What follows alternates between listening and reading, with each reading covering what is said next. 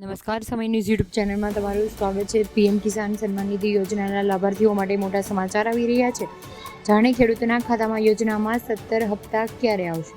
લાભાર્થીઓના ખેડૂતોના પ્રધાનમંત્રી યોજનાના 17મા હપ્તાની રાહ જોઈ રહ્યા છે, ત્યારે નાણાં ટૂંક સમયમાં જાહેર કરવામાં આવશે। ત્યારે પીએમ કિસાન સન્માન નિધિ યોજનામાં 17મો હપ્તો એ 4 જૂને લોકસભાની ચૂંટણીના પરિણામો ઘોષણા પછી રિલીઝ કરવાની સંભાવના છે અને વડાપ્રધાનને 28 ફેબ્રુઆરી 2024માં મહારાષ્ટ્રમાં યવતમાલની મુલાકાત લીધી હતી, ત્યારે 9 કરોડથી વધુ ખેડૂતોને 21,000 કરોડ રૂપિયાની વધુ પીએમ કિસાન સન્માન નિધિ યોજનાનો 16મો હપ્તો જાહેર થયો છે।